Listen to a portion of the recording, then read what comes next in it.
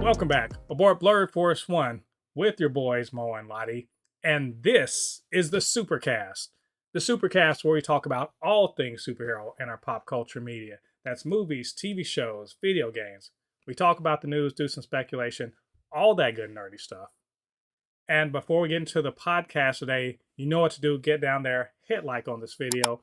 Or if you are watching or listening to us on a podcasting platform, give us a review. 5 stars would be the best, but whatever you think that we deserve. And we are 2 weeks away from the end of the year. Christmas is around the corner, and Marvel's about to give us a Christmas present in the form of What If Season 3. And James Gunn's about to give us a really big Christmas present in the form of a new Superman trailer. It's all exciting here for superhero stuff at the end of the year.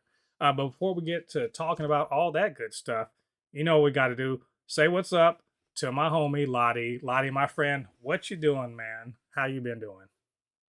Man, I have been pretty good, man. Can't excited for, of course, Christmas and the New Year's. Yep. Been playing a lot of Helldivers too.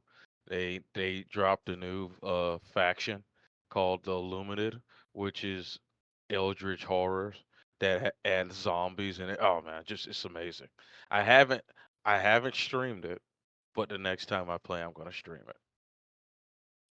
That's well, you gotta fight for freedom against those communist eldritch horrors and the undying ones. So, that's pretty cool, man. I wish I could say I was doing a bunch of really nerdy stuff this week, but between work and just like I don't know, trying to keep up with with holiday stuff, I haven't been watching a ton. I think I have been watching Secret Level. I don't know if you've gotten a chance to check out any of those episodes, but Oh, Secret Level on Amazon Prime. I watched the Oh, you entire watched the Secret whole thing? Level. Okay, so we can sort of talk about it a little bit. I've only watched about half. I watched the first 8 episodes. I know they dropped the second half of it Oh, they yesterday or have? Oh, today. I thought they only Yeah, dropped. I thought it was only okay. yeah. Then I got The something else to last one watch I now. saw, was the Armored Core one. Out of all of them, the first one that I mentioned to you like last week, the D&D one is probably my favorite one. But second favorite was the Pac-Man one, which was freaking weird. The Pac-Man one is really weird, and The also a pack. really interesting take on Pac-Man. My Uh, favorite one was the Space Marine because I, that was that was I cool. played Space Marine Yeah, 2, and it was a massive lore drop. And so just so you know, just so you are never gonna play Space Marine, so it's you don't really care. right. Spoiler alert, that you know how that guy, the black dude, he raised Titus. Hmm. So now Titus, 200 years in the future, is looking after his son. Right. Well, Okay. not his son, his descendant. Like his Hmm. descendant. And like his descendant made a massive mistake that everybody was like, oh, we need to get rid of him. And Titus stuck by him. And I kept wondering why. Now, seeing this short, oh my God, it makes freaking sense. Oh, it's like the people that made the story know what they're talking about. It's Yes. surprise. There's I don't know most of these games that are in secret level, so that's fine with me. I like there was one where like it was a mercenaries versus government operatives thing. That's clearly it's some shooter, squad based shooter game. Very interesting. There's a lot of really cool stuff. Even the one the Armored Core one with it had Keanu Reeves in there. I thought Hmm. that was really interesting. So I want to watch the second half of it. It's really been pretty cool. And I will plan at some point to finish that off. And in the next week, since we're taking the week off for Christmas, I'm going to get caught up on as much nerd stuff as I can. Yeah, but this is the Supercast where we talk about superhero things. So of course we're gonna dive into a lot of things. Let me tell you, this is a hell of a list.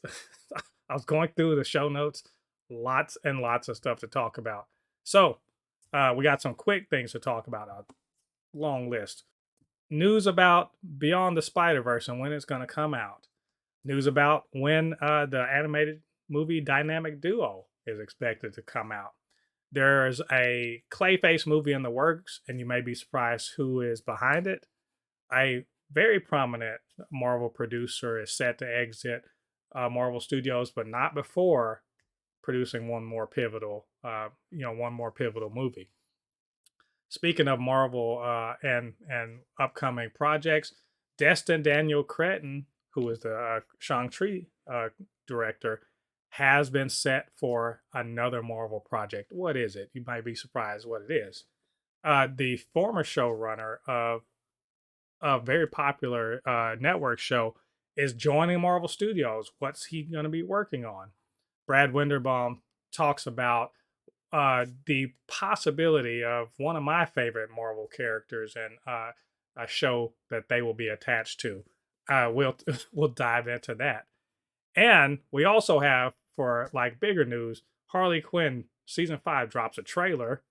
We're going to talk about some of the things we forgot to mention that we were looking forward to next year. Chris Evans, he is coming back for the next Marvel Avengers movie, but maybe not in the way you're expecting. Everybody hates Kraven. What did I think about Kraven the Hunter? And how does it sit within the rankings of all of the Sony Spider-Less universe movies? And James Gunn dropping the bomb on social media, letting us know that we're getting, Superman trailer tomorrow. So, we don't get to talk about the trailer, but we will talk about the news that came out about that. And also, Collider got to go behind the scenes at Superman set and ask the man himself some questions. It's a pretty good interview, and we got a lot to talk about regarding Superman and what James Gunn thinks about it. So, Lottie, we got a lot of ground to cover. Are you ready, man? Yeah, I'm ready. All right, well, let's get into it. So, some quick bits.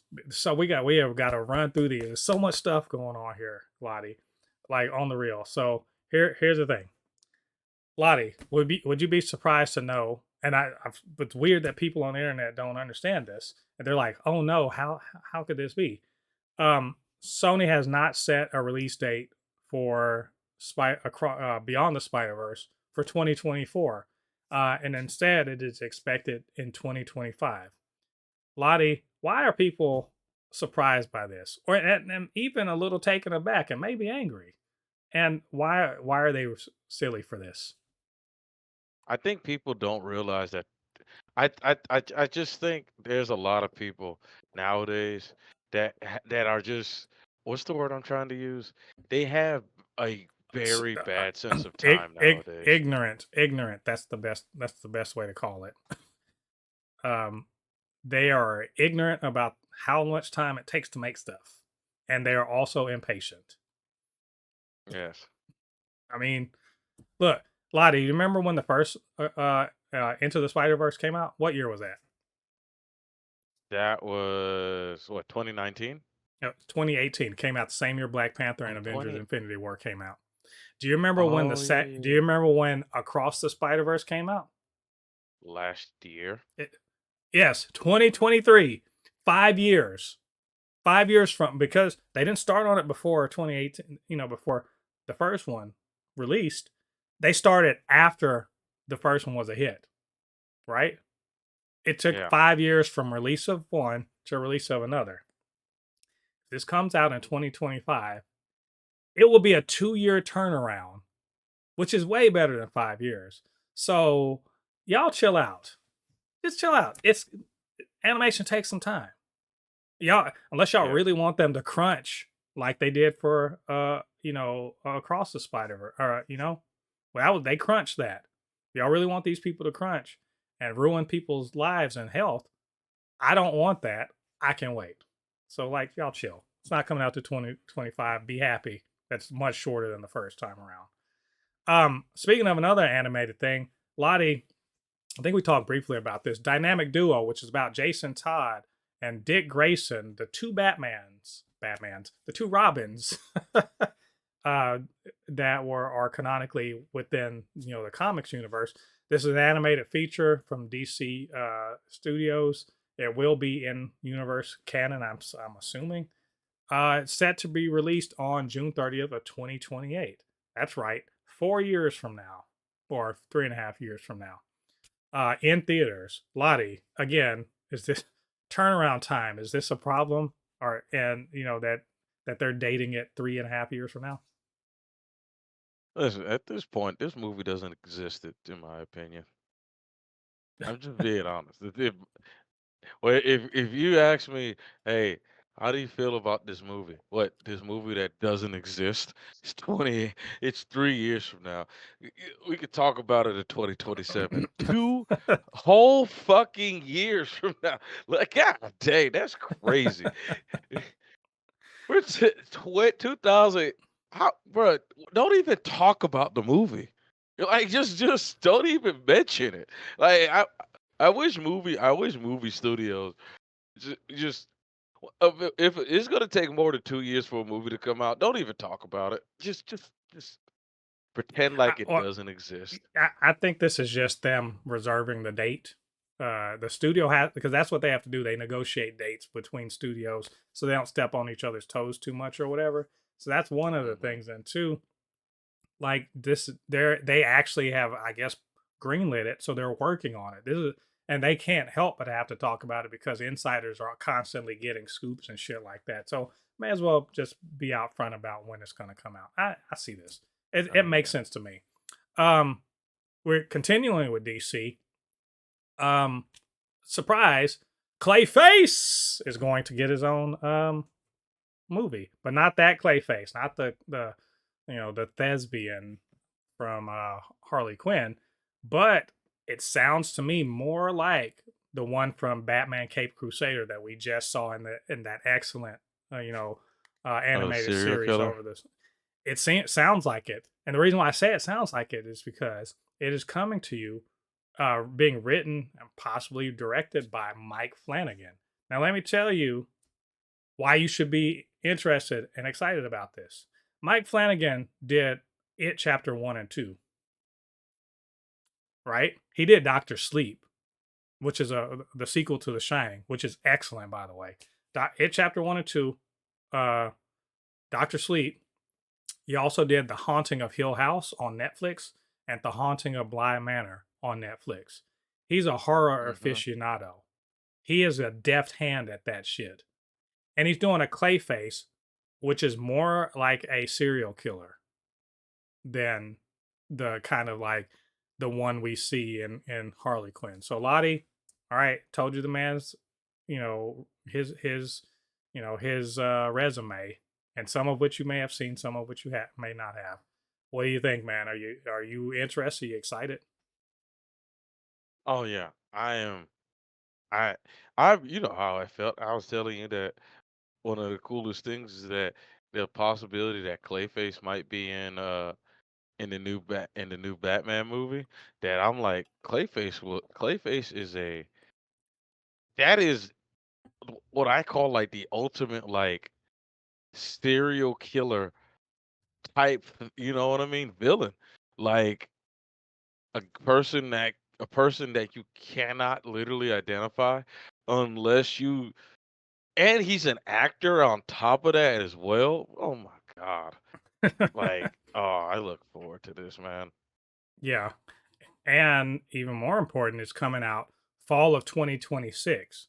So it's around the corner. And I suspect part of that is because this is going to be more practical and more on the ground and less like pew pew CG related. So I'm interested, looking forward to it. Can't wait to talk about more on that. Um, we also had some news out of Marvel Studios. This is kind of a big deal because longtime producer at Marvel Studios, Nate Moore, is exiting the studios, but he also signed on to be the producer for Black Panther 3. Now, that what's important to know about Nate Moore, besides the fact he's a black man working at Marvel Studios, which is cool. Hey, good for us, right? But also he produced the first two the first two Black Panthers, and very closely. You probably saw him on some of like the roundtable stuff or some of behind the scenes things. Um, so very integral in getting Black Panther to the to the screen, working closely with Ryan Coogler and with Chadwick Boseman to get the the first movie off the ground. So this is it's a big deal, but also like I wonder where he's gonna land. But Lottie, he's sticking around for Black Panther 3, which confirms we're getting Black Panther 3. Lottie, cool. Now you know this.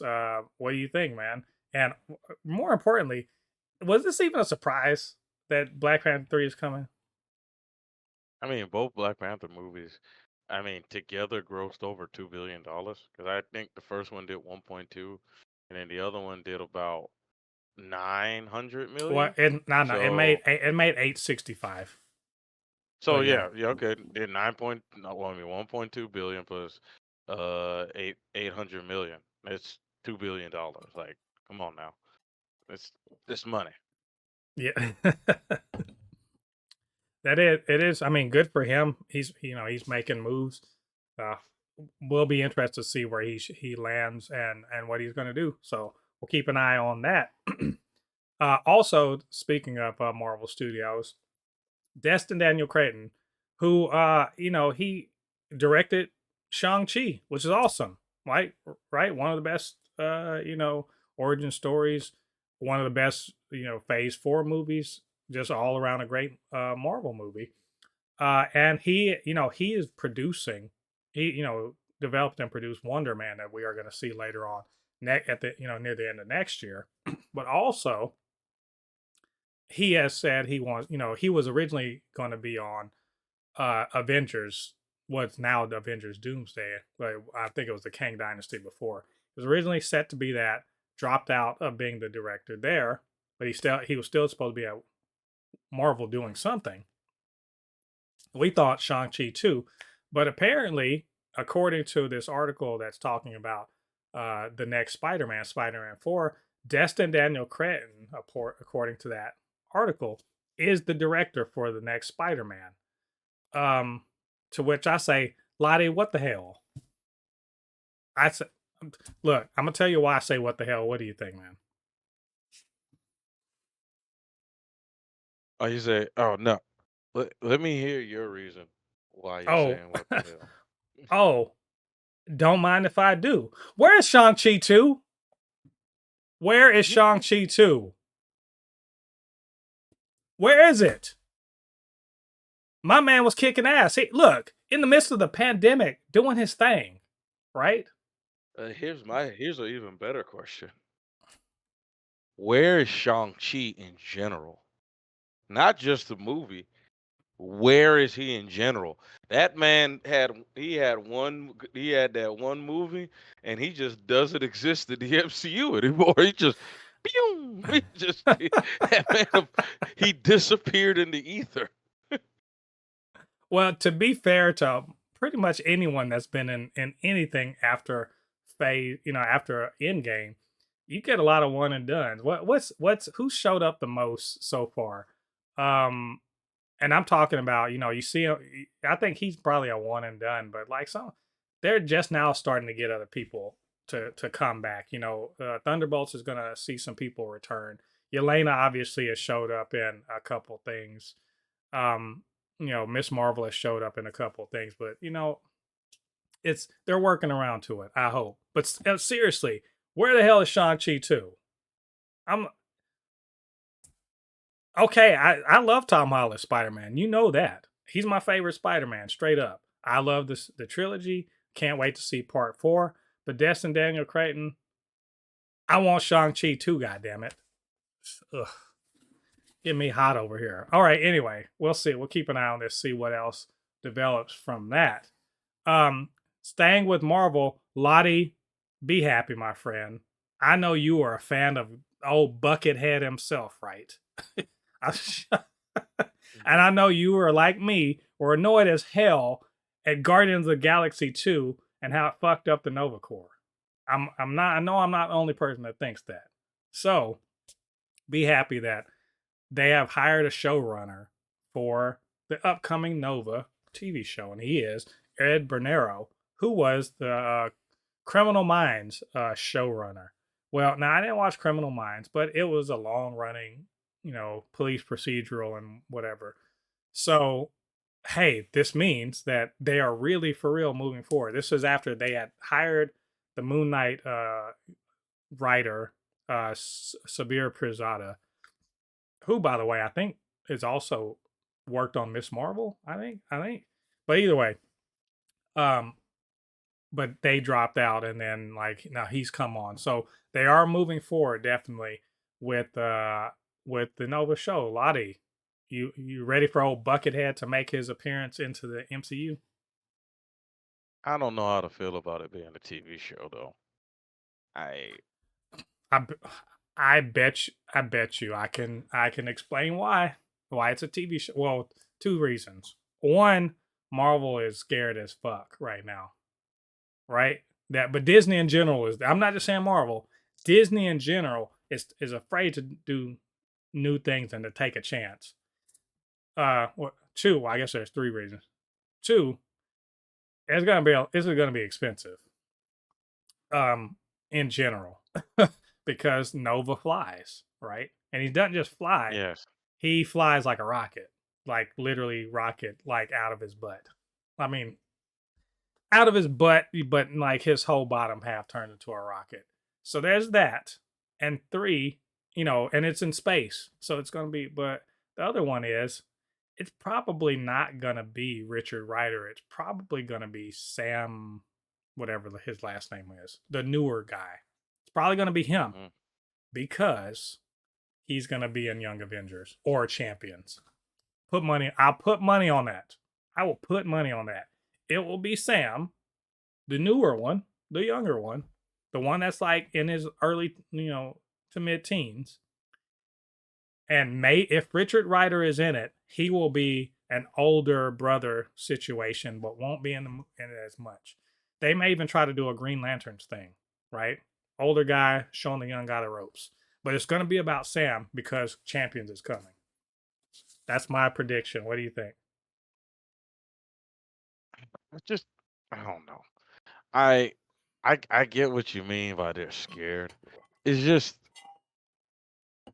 you don't have to give it a $200 million budget. You can use a nice because it's an origin story movie. It could be a nice 175 million, but if you don't want Uh, to spend money, it is what it is. look, look. If it is, let me say, if it is $120 million budget, we're getting 5 episodes, and half of the time he ain't gonna be in the suit. I Jesus guarantee Christ. you. It's to cost too much. Richard Rider is not Daredevil.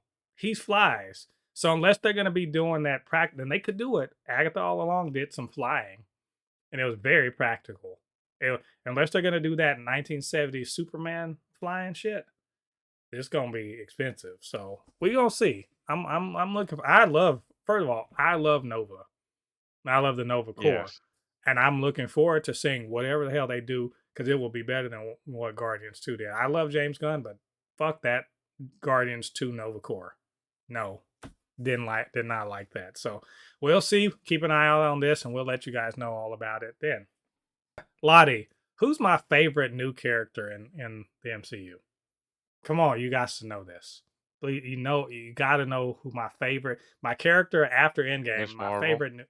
Thank you. Without reservation, and probably my third or fourth favorite MCU character at all. But definitely after Endgame, my favorite character. Um, so why Brad Winderbaum playing with us? Why is he playing with my emotions like this? Don't play with me, Brad. You confirm something. They were asking them all about Marvel TV coming up in 2025, which is going to be a pretty big year for Marvel TV. They got like four or five projects coming out. It's really I'm excited. But at the very end of this interview, they asked him like, "Oh," the interviewer says, now I'm gonna quote this. It says, "I'm staring at Miss Marvel logo behind you right now, And I'm reminded of how you struck gold with Iman Vellani as Kamala Khan. What can you say about her future? And he says, I love Iman. She's incredible. I love that character. I will tell you that she's certainly a big part of the MCU to me. Miss Marvel is a really important show to us, and without going into great detail, because I don't want to spoil anything, she is top of mind. So it's going to be exciting to see where she pops up next. Lottie, why is this man playing with me like this? Help me out, man. Well, first of all, I know she's going to be in Marvel Zombies, which is coming up this year, but that's a multiverse thing. I'm talking about real Miss Marvel that we know from the MCU. Lottie, help me out, man. Why is she playing with me? Why is he playing with me like this? I mean, I mean, they're trying to get her back in, man. They're not playing with you. I mean, it's time that they did it. Like, let's be honest. Like, you put a lot of time and effort into introducing these characters and a lot of money. You got to start bringing them back in. You know, there might be some characters you might want to move on from, but she's definitely not one of them. You know what I mean? So, like, in my opinion, she should be showing up a lot more in like upcoming Marvel movies. In my opinion, you know, I think Yeah. she Well, should be like. What are you about to say? oh, I was just gonna say. I mean, she was in the Marvels, and it tanked, and people are now they're discovering it on Disney Plus. They're like, oh, this is good, and I'm like, you motherfuckers. But yes, it is good, and she's good in it. So I mean, and of course there was, she's gonna be in Champions. So, but oh my gosh, Lottie, I just want them to confirm something, anything, confirm something. Because there's no reason why she's not sidelined, but like, they should be saying, oh, you'll definitely see her in Doomsday in a couple years, and she's gonna, anything. Just show up in Spider-Man 4, goddamn it. That's what I'm saying. All right. Anyway, Lottie, so that's all of our quick news. So let's dive into some real, like, more meaty stuff. One of which is, and you guys can go check out my reaction to the Harley Quinn season 5, trailer. It came out about I guess a week ago, maybe a week and a half ago. I reacted to it. Loved the trailer. Lottie, it's coming out on January 16th. We did forget to mention it last week when we were talking about stuff we were anticipating, but I wanted to get your thoughts on this trailer. First of all, burn! That's number one, biggest number one. Seeing my dog burn back in Harley Quinn. The gang's back together. Thank God. Just thank God. Yes, bring back what made the Bane. Made the show so great, and of course the Joker with his one-liner at the end. When he's Superman, wait, you don't think I can save you? Oh no, yeah, I will definitely like you more than freaking Superman. I like he said she says it's like Lois what he says Lois call Superman. She's like, oh, you think Harley can't save us? And he's like, oh yeah, with her gymnastics and her short, she'll save us all. And it was funny. I looked at it again. I was like, oh, Clark was standing right next. It's it's Lois, Clark, and Joker, right? Oh man, it's dude, Brainiac, fucking Brainiac, right? They're in Metropolis. I mean, Clayface is back. Obviously, you got Red X is running around. Oh yeah, Gun. Red fucking X. What the hell? It's going, dude. It's like they said everything you want and your heart desires, everything your heart desires for a Harley Quinn show.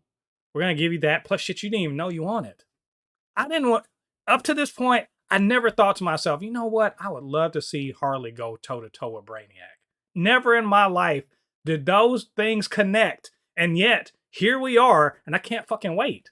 This looks I've already gushed about it. Lottie, I just wanted to hear what you had to say. Honestly, Yeah. I know you got to be ready, especially after Kite Man, right? Yes. Yeah. Especially more Brain. I'm Oh always will be no, happy. it isn't just Bane. It's Daddy Bane. Yes. Cause, cause, Teddy Bang. the little girl, yeah, oh my god, I love. Anyway, I can't wait. January 16th. It is around like it is a month away. I can't wait.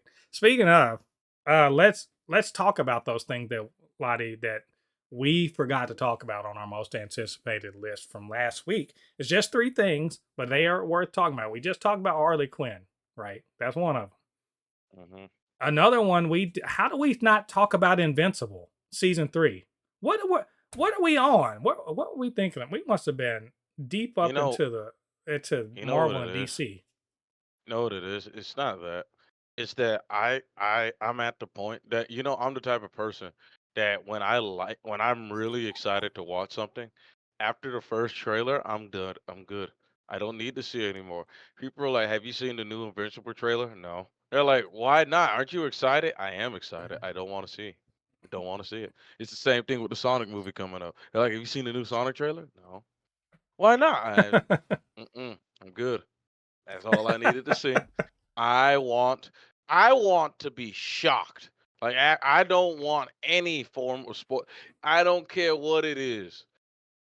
This is how I am. That's one of the things. That's why it's not that I forgot about Invincible. It's that I'm just ready to watch it. Yeah, it's weird. Like I said, it's weird. We forgot about it. And I'm totally with you about things that I'm ready for. I haven't watched. I don't want to watch any more trailers for any of this stuff. I just like I want to see the Superman trailer and then boom, you know, I guess we'll see the official one. But whatever, you know what I'm saying? Just give me the show, right? Invincible, just give me the show. I'm ready for this shit. That one trailer, that's good. I'm ready to go, and it's coming out real soon too. I think it's in January. Is it January or February? I think it's January. So that's coming right around the corner. Another one we forgot to talk about, probably because they haven't set a date at all. There's no premiere date for any of this, but we did talk about them filming, and of course, the kind of the tragic passing of one of the cast members. And that's Gen V season 2.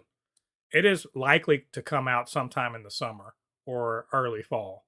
Just just based on how long they have to turn around the VFX and everything like that. They haven't said that, but it's coming out. Lottie, I mean, you're ready, right? That's obviously we love the first season, but you're excited about the second season, right? Oh yeah. Oh yeah. I'm just see.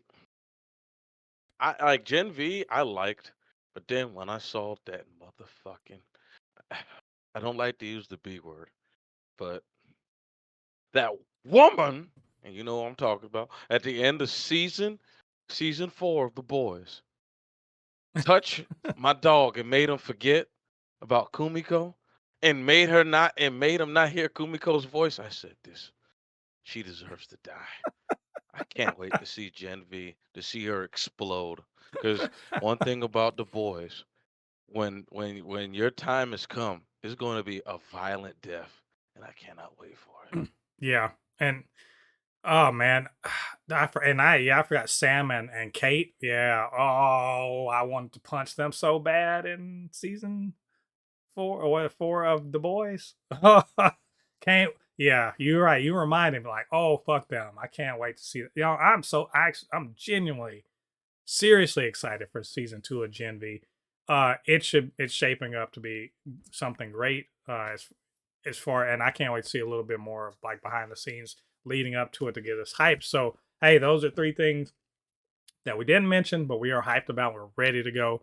Can't wait for 2025 to get here, and give us something to distract us from our descent into the hellscape of America. So let's move on to something else. A rumor. We love rumors, right?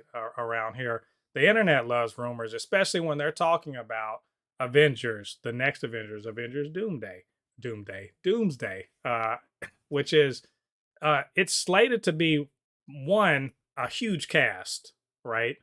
And two, we're going to see the return of not one, not two, but three old, old MCU hands that we hadn't seen in a while. Well, I guess we've seen one of them before. One of them is Hayley Atwell, who is slated apparently to come back, not as Captain Carter like she was, she was in Multiverse of Madness, or can we say Captain's Carter? Because technically at the end she was two. Uh, Mhm. Double cap. but but she's Cap coming back as Quarter. she's coming back as Agent Petty Carter. That's her cousin Peggy Carter. So Hayley Atwell is coming back, and Agent Carter as we know her from the TV show and also from the Captain America movie.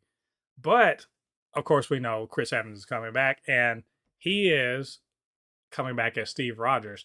But Lottie, not the Steve Rogers you're thinking about. The rumor is that he's coming back as Nomad. And I don't know. Do you know who Nomad is? No. I didn't think so. And to be fair, I saw only someone know. This is from the 70s. So you know how Captain America has thrown down his shield and said, I'm not Captain America anymore. He's done that Oh, sounds about right. several I already know where you're times. going.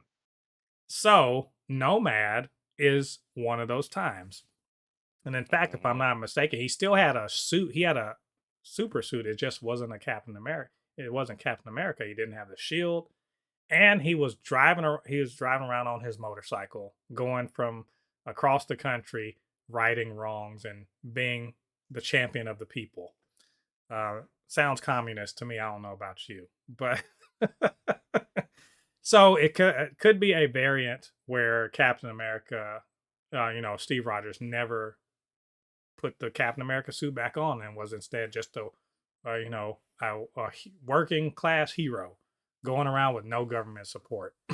Lottie, I mean, that does seem to skirt around the idea of letting original Captain America, Prime Universe Captain America, have his happy ending, but still getting to have Steve Rogers in again. How do you feel about that? Bruh, come on, man. You don't know this, but Anthony, if you're hearing this, pick up that phone. 'Cause I fucking called it. I I knew it. I literally called this. I said, watch. The movie's gonna have a Captain America that's like, I'm not Captain America anymore. They're like, someone has to pick up the shield. No, I don't believe in that shield anymore. And all of a sudden, something happens where there's that moment and they play the classic song. Uh, I- how did how did the classic beat? Dun, dun, dun, dun, he picks it up. Captain America. And he turns evil Tony Stark back into a good guy. Oh, I'm calling it right now. I'm calling it. I am calling it. He's like, we can all. It's too late for me. We all have second chances. I'm He's just, like, I'm we all just, have second chances, Tony. I'm, Even I'm after just, all I did. I'm just seeing, uh, Sam Wilson, our Captain America out there on the field. I'm stealing this from somebody on the field. The chips are down. He's got his adamantium shield and his adamantium wings, and they're kind of broken. It's all everything's down to him, though, standing in the way of tyranny. And then he hears, "Hey Cap, on your left." And Nomad comes flying out with the motorcycle.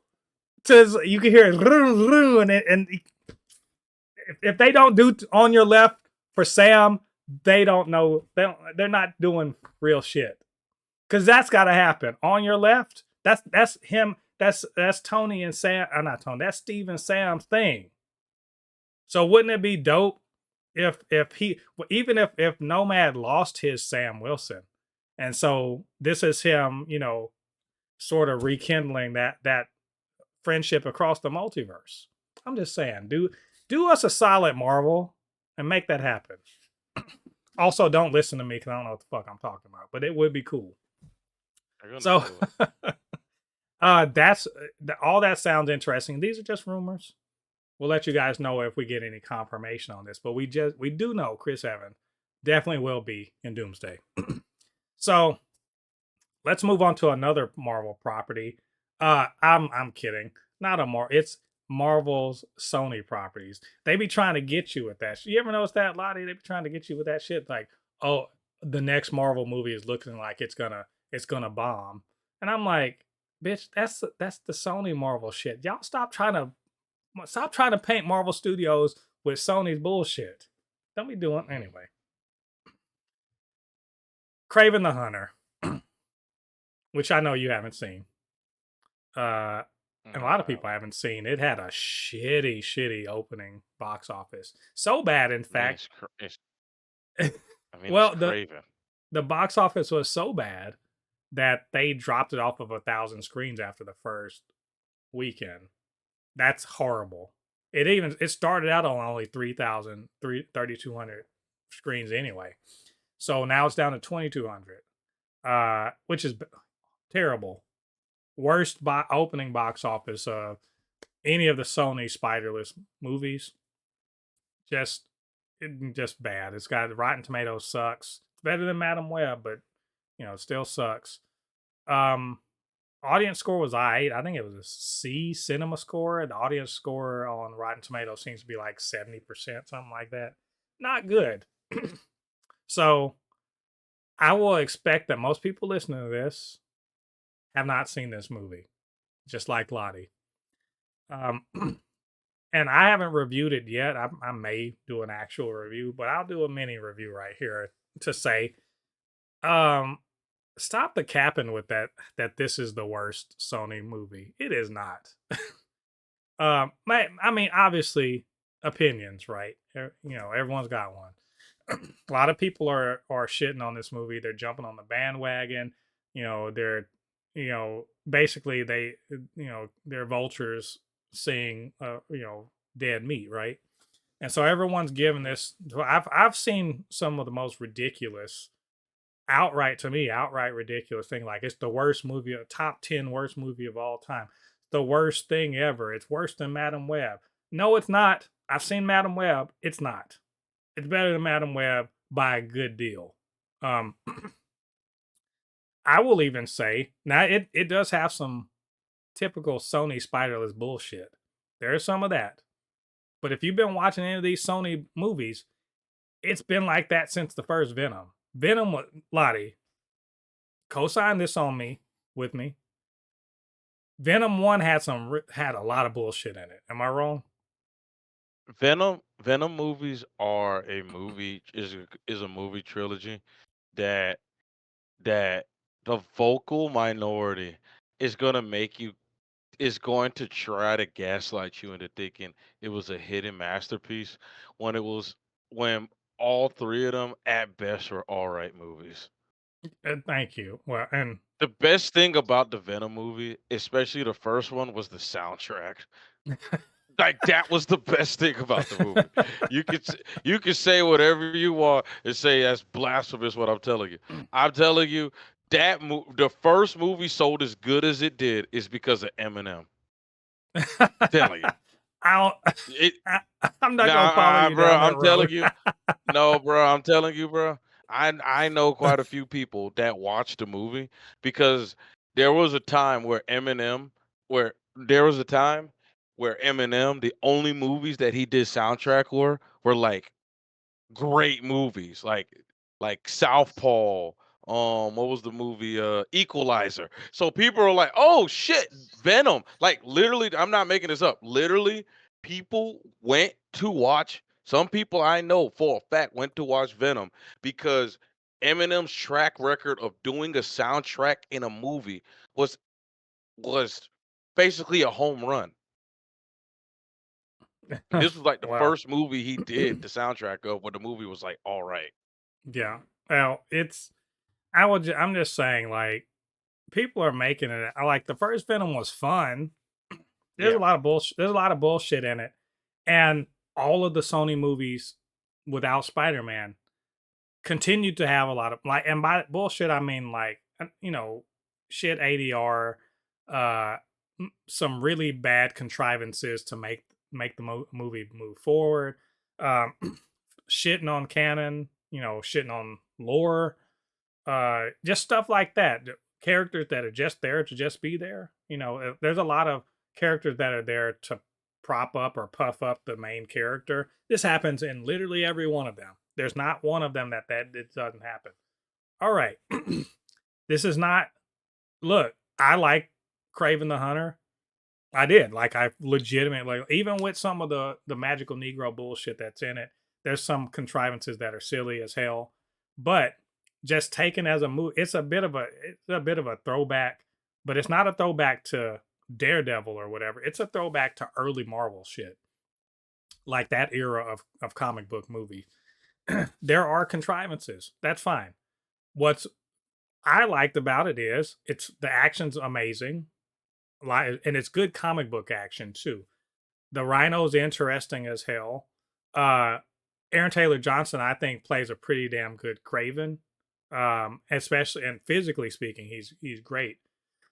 And they do a good job of making him not be a villain in the sense he's more anti-hero than, and but it makes sense when you realize he's an environmentalist in the sense that he doesn't like senselessly killing animals. And when people poach or whatever, he's not with that. Also, he has a moral code and he hates, people like his dad. Also, I really like Russell Crowe as his father. Um, there are some hints where this is trying to continue a cinematic universe, and they sort of smuggle in or even try to force in some Spider-Man lore. Fine, it all of them have been doing this. It's not if you like Venom, you can't fault Craven for doing the same shit Venom does. Seriously. So, with all that being said, I think it's a fine action film. It's R-rated, so it's gory in many places. There's a good final, you know, battle set piece. Characterization is reasonably good. Um, he's basically Jason Bourne in a sense with a lot of some superpowers. He's like, what if Black Panther and Jason Bourne were in a Russian guy, basically. Hmm. So like I said, I enjoyed it.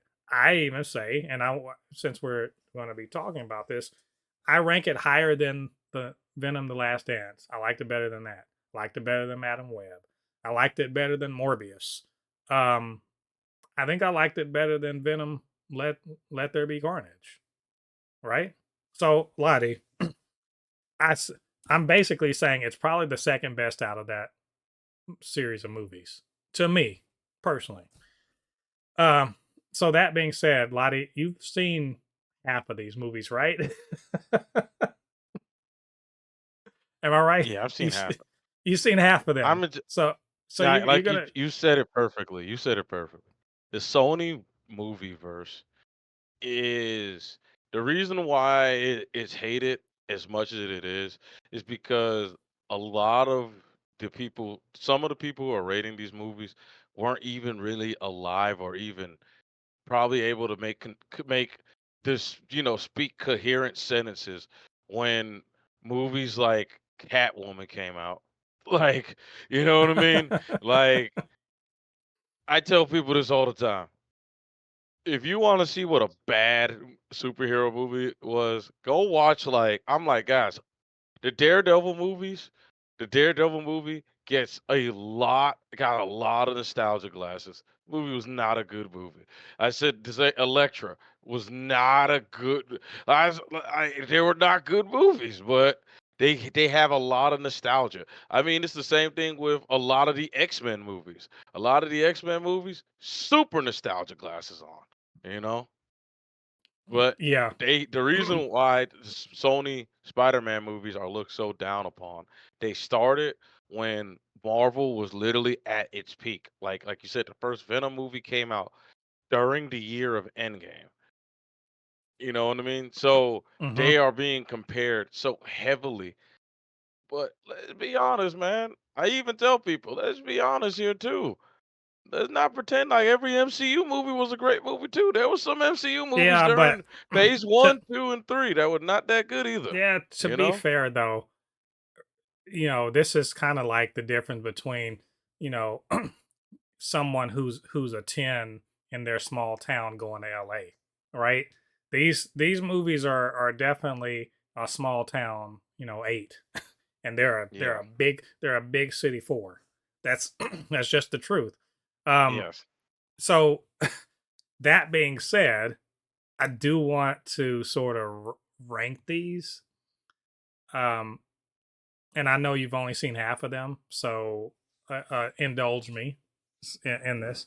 Venom is probably the number. Well, let's go with the worst. The worst is by far and away Madam Web.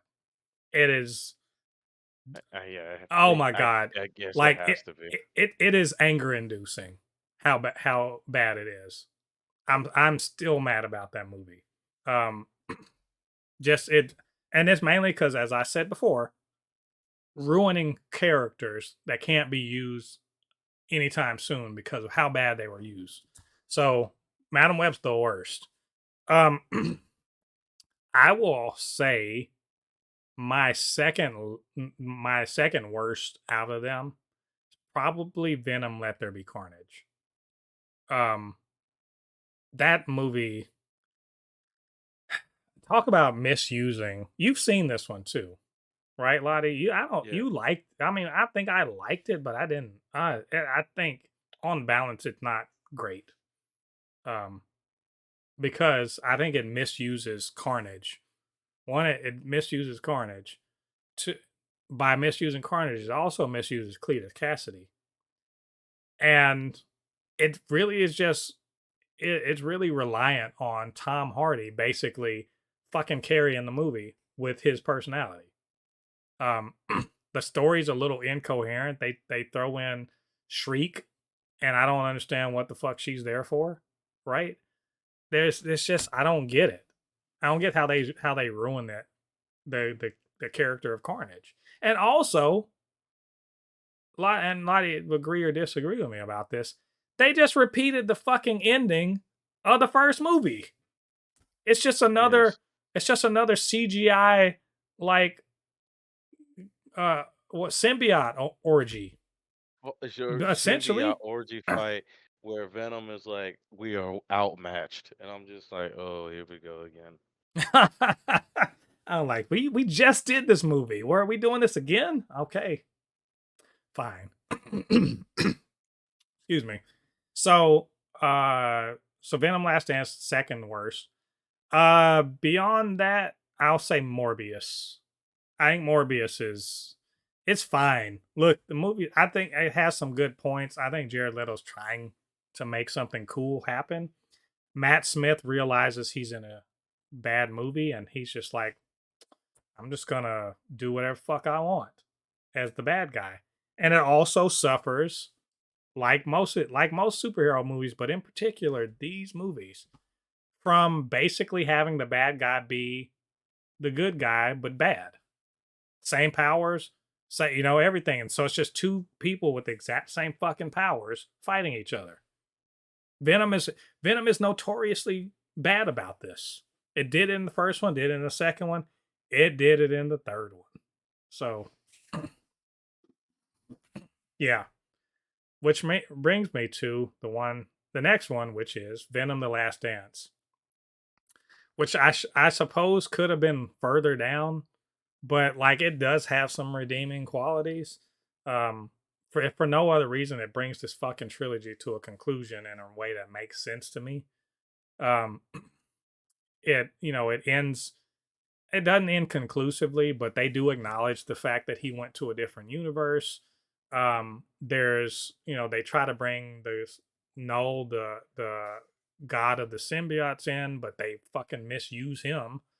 He's just in a chair the whole damn movie, and he's sending his little minions out. So a lot of this is about a road trip movie where if you like Tom Hardy talking to himself as Venom, you'll get some of that. And there's a couple of really cool moments in there.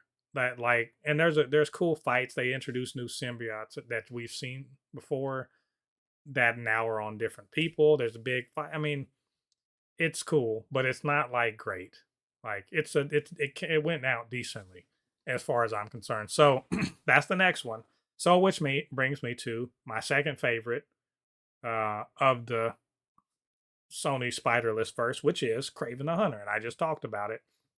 I liked Aaron Taylor Johnson in it.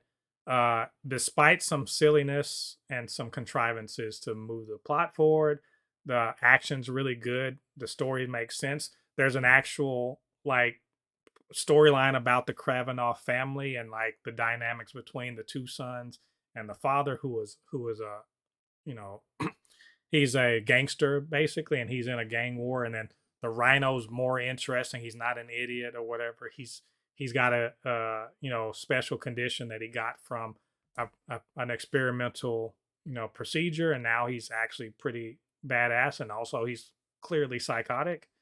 And there's there's a an assassin in there that gives Craven a hard time. I mean, it's fun times. I like it. And then Venom, which Lottie you have seen. Um, I think it's the best one out of them, and it is the first one out of them too. Why do you think it's the? Why do you think it might be the best one out of them, Lottie? First Venom. Yeah. I think it's the best one because I think it was the best one because they sort of had to be good at the same time because this was back when there was a possibility that Venom could be in Marvel. You know what I mean? In the Hmm. MCU. Like remember they had that the biggest waste of time uh cameo, like the biggest waste cameo of all time, where a man showed up in the MCU and then disappeared. Didn't do anything in it. Except But he drank margaritas. just just just sat there with his coat, talked to a guy that almost felt like the bartender from Deadpool, but it was just well. But the first one was good. Like I said, I said earlier, soundtrack was great. Uh, like it was the first one, so it gets away with a little bit of their stuff because, like I said, it was like it had the little CGI fight of just a like you said a freaking symbiote orgy fight, but it was the first time we saw it, so it Yeah. was like, oh my god, this is so cool, So there was a lot of first ofs with this Venom movie because this is like the first time Hmm. we seen Venom in a movie again in like years, and he wasn't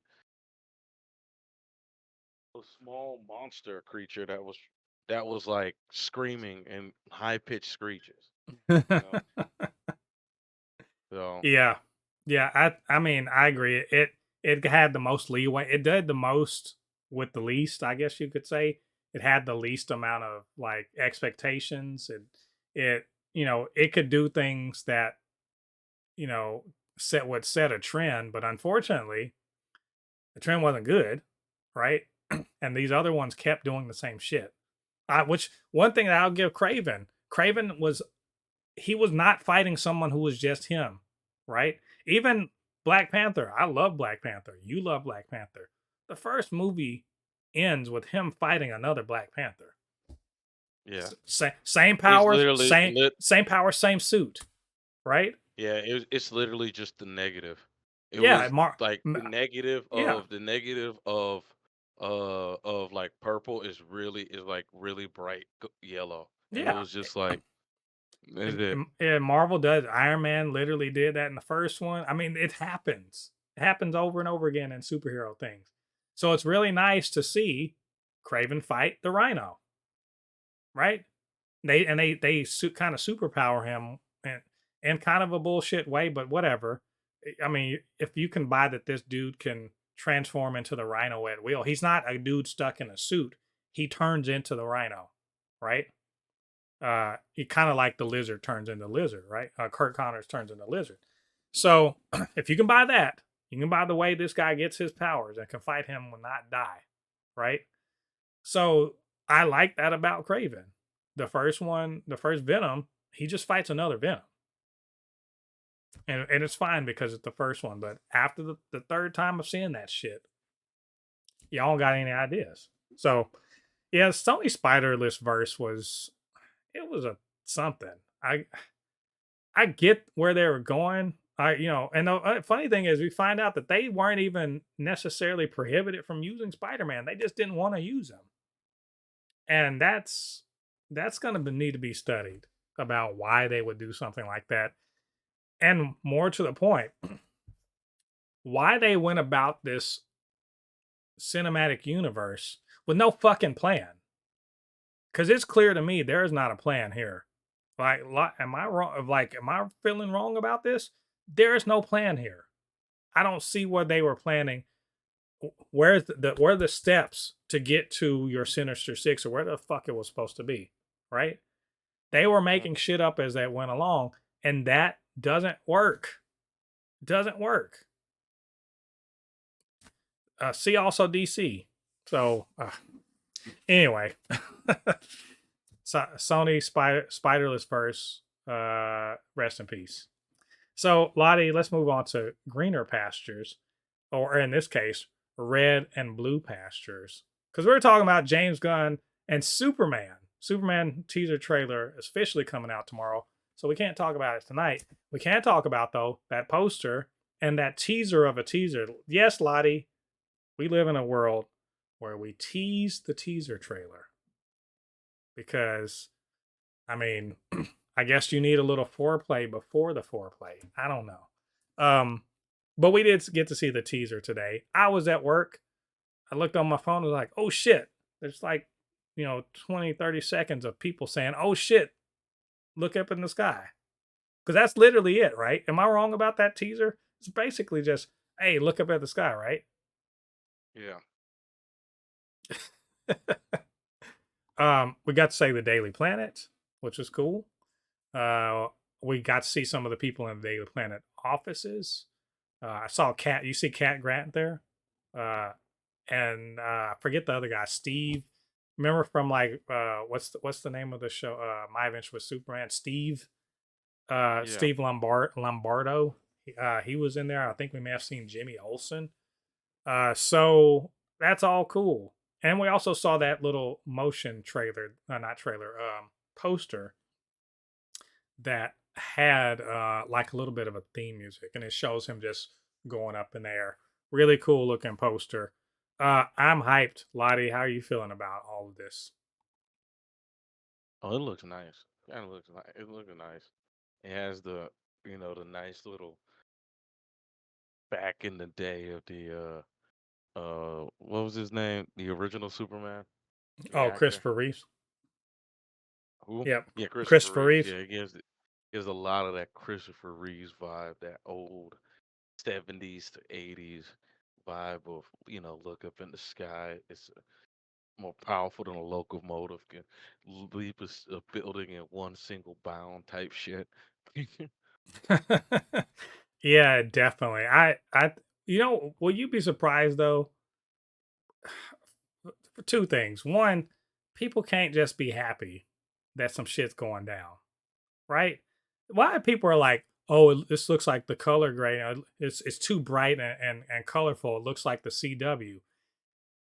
Tell me you don't know shit about DC without telling me you don't know shit about DC. Like really. Y'all, you motherfuckers that all you ain't never took the time to watch the old school Supermans. You know, watch any of the animated shit. All you know is the Snyderverse. I'm sorry that the Snyderverse has a gray filter over every fucking thing. That is not DC. DC is Technicolor. I say this over and over again. It is Technicolor. Metropolis does not look like it's raining all fucking day, and that is grimy. Metropolis is a shining city on a hill. So, yeah, it's gonna be bright and colorful. Okay, one, two. Lottie, you know who is out in force ready to shit on this, right? Who's ready? Who is ready to shit on this? Oh, you already know. You already know. They're in hiding right now.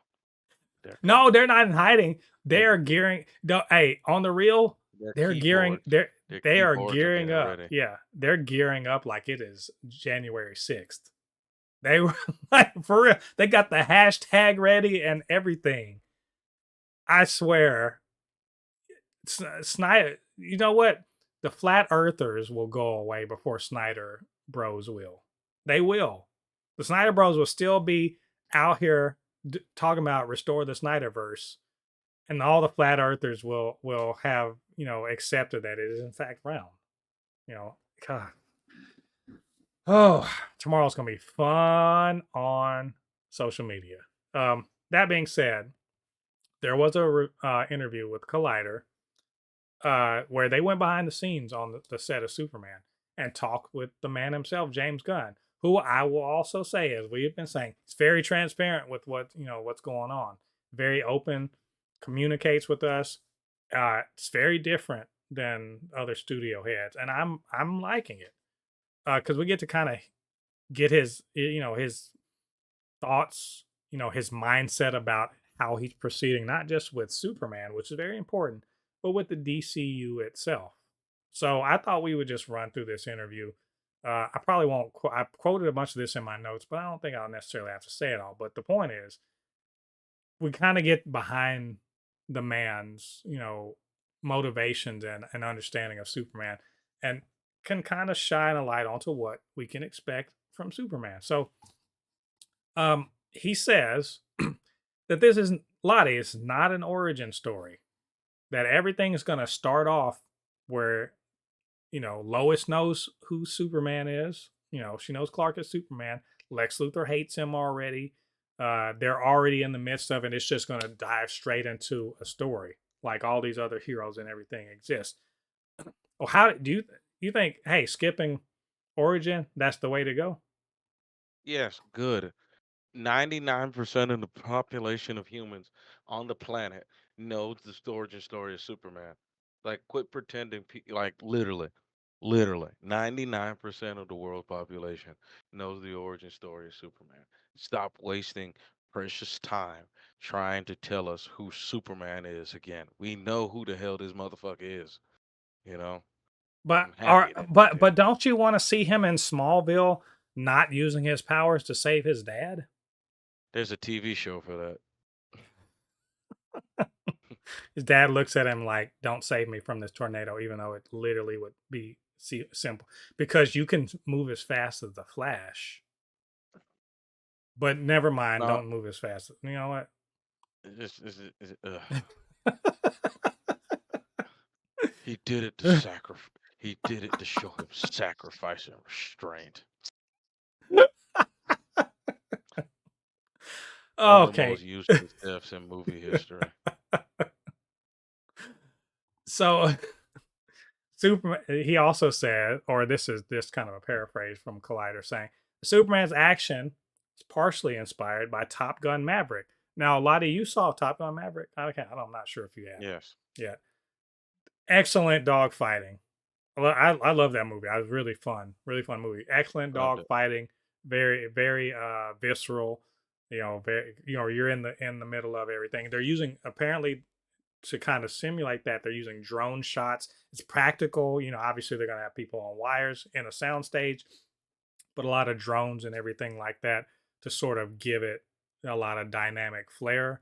And he said he wanted to make sure that the action in the air and on the ground were as equally as dynamic and like forceful. So I like the ideas. I like the and also the fact that he storyboards. Remember, he storyboards all the scenes, so he's got a pretty good idea of what he wants when they're going into it. I'm very interested in seeing how that all plays out.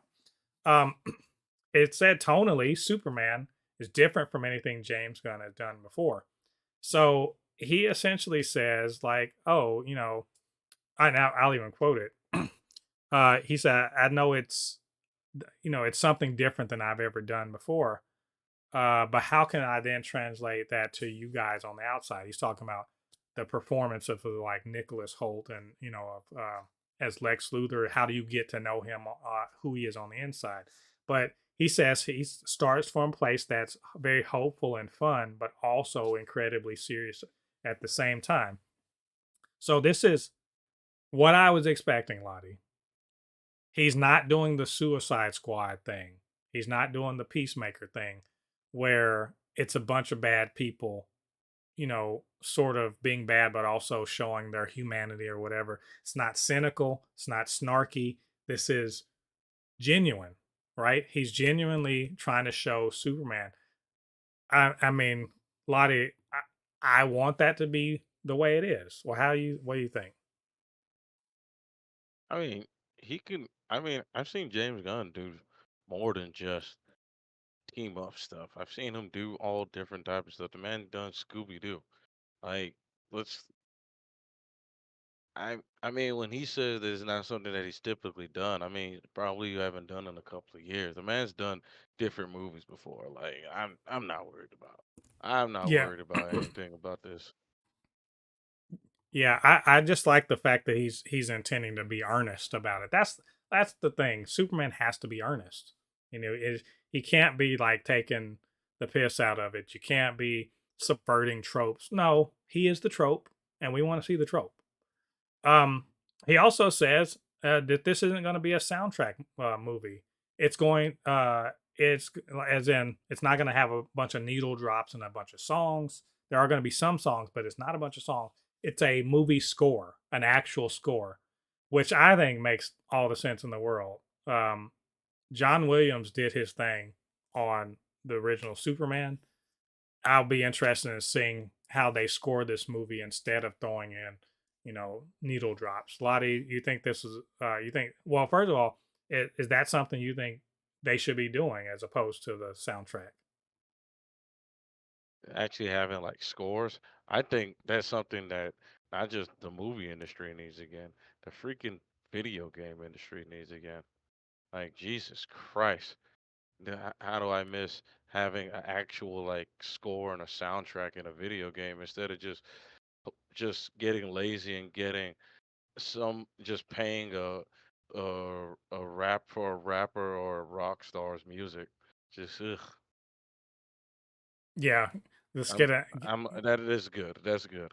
I yeah, approve. let's get an actual composer to and I think Superman needs it in the same way like Lord of the Rings needs a composer. Like there are some parts, there's going to be some scenes like where there's speechifying or they're fighting the good fight or they're down on the chips are down and they've got to dig deep.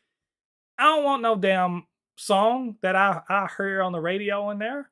I want some motherfucking strings and horns. I want, Yeah. you know what I'm saying? Uplift me in those moments.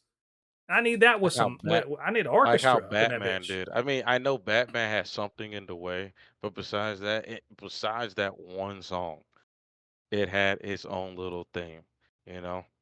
Yeah, I mean, good. That's what I'm saying. Good. You know, James Gunn. He's. I think he's flexing right now. I'm being honest. I think he's flexing to be like, oh, I can do that too. I'm not just this one thing that y'all talking. I know y'all know from the Guardians things and from, from Suicide Squad and Peacemaker. Yeah, but I can do this other stuff too. I'm very very interested in seeing that. He also says that his influences for this film come from a wide range of DC media, comics, obviously. He, even gave you a reading list if you want to know what was up. But also, he even said he shouted out Zack Snyder. Said, "Yeah, I'm influenced by him. I'm influenced by the Donner films. I'm by the animated stuff." So he's getting all of this and kind of mixing it up and then kind of getting inspired to make his own version of it. Um, but he did name check All Star Superman is probably the biggest influence, the most DNA within this. So Lottie, were you surprised by that?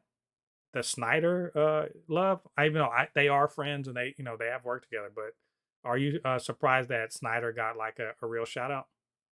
No. Man, there's no point of talking about this, man. Come on. Come on. Like, Well, I mean, come on. I mean, we do kind of shit talk a little bit. Some of Snyder's like his mishandling. How about that's a charitable way of mishandling of the Superman mythos, I think. So Hmm. it was interesting to me to see that he did say like, yeah, I've taken some of what he's done and I used it to sort of inform what I'm doing. Also, could it be just red meat to the Snyder Bros? Yeah, that's all it was. That's literally what it was. You guys got lucky. He's not shitting on you yet. Um, he also says that the relationship between Lois and Clark is going to be unlike anything we've seen in any superhero movie. He says it's a complicated relationship and we really get into it.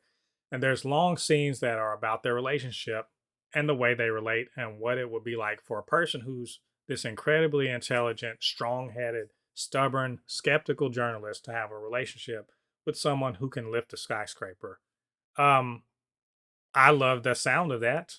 You know, I love the sound because it makes it sound like, oh, they're equals, and they're equal partners in this. And like, how does someone who's at the top of their field relate to like this person who is just like godlike, but like still they're in a relationship and everything. I mean, Lottie, that does sound like different than we were really seeing between Lois and Clark. I mean, it's. I mean, it's not as different as like. It's cool that they're doing a whole nother thing because I know there was the whole thing of people saying, oh, they didn't like the whole that she's spunky and all that stuff, and I'm like, honestly, that's what the Lois Lane I always grew up with. Maybe that was not Lois Lane back in the day, but like from '90s up, except the Snyderverse. Don't even get me started in the Snyderverse where she was just a block of wood. But that's what I want to see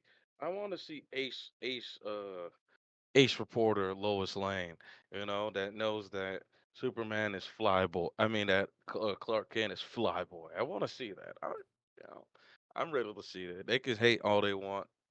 I'm completely fine with Yeah. And lastly, James Gunn credits David Corenswet to convince him to go with the trunks outside. For Superman to wear his underwear on the outside instead of underneath his tights. And surprisingly, here's basically the explanation the Corenswet made to him. The pitch was that he wanted to be more approachable and somebody that kids wouldn't be afraid of, essentially, because he's an alien, he can do all this other stuff. It could be scary, could potentially be scary.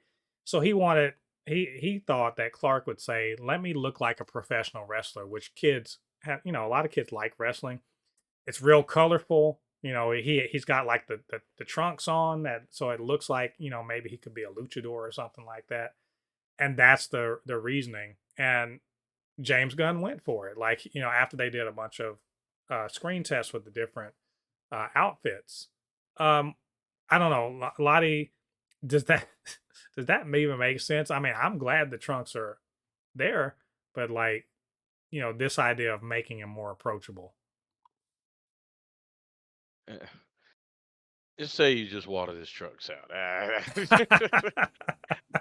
Uh, you say he looks like a wrestler with a blue. No, come on What I now. the other thing he says is like, look, let's not try to pretend that Superman's outfit isn't kind of silly. Like if I mean, yeah, we're so used to it now, but remember when it came out in the 30s?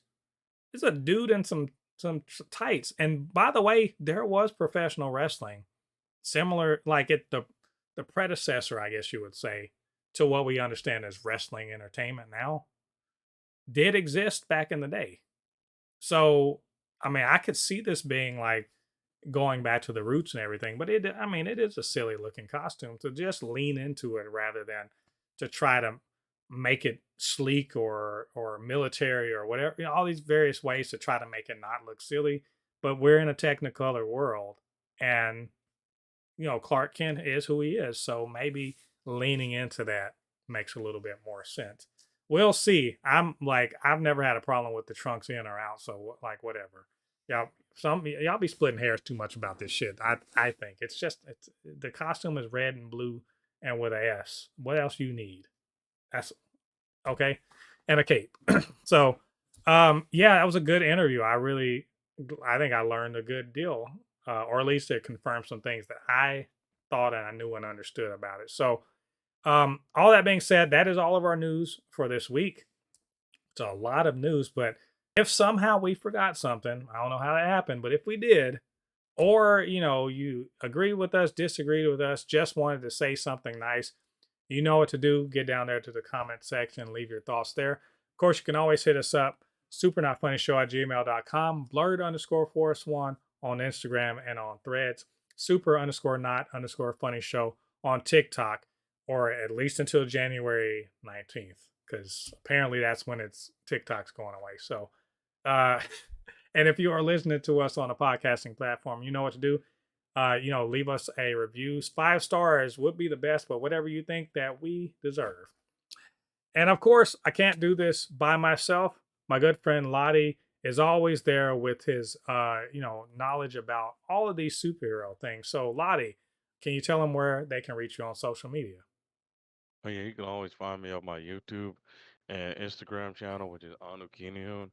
Again, it's Anu Kinihun, ANUKINIHUN. Again, it's ANUKINIHUN. Uh, this holiday, I probably might be streaming some Helldivers or some other games, so stay tuned in for that. Yep, you guys go and check out Lottie and show him some love. Definitely show him some love. And of course, show us some love. Get down there, hit like on this video, subscribe to the channel, hit that notification bell. All that good stuff helps to grow this channel. We're getting so close to 500 subscribers. I know we don't grow as fast as some other channels. We don't, you know, we don't have as much content coming out as other people, but it is our goal to get this bad boy up to 1,000 and beyond. We're near 500. 1,000 subscribers and beyond. So, help us out. Let people know what we're all about. Share this podcast around, and just interact. It'll be cool, and it'll get us to that goal sooner rather than later. So, all that being said, this has been episode 165 of the Supercast. I have been your host, Mo, the comic extraordinaire with all things pop culture, joined by the anime expert, video game designer, and lover of all things superhero, my good friend Lottie. And we'll see you guys on the other side of the thread. Peace.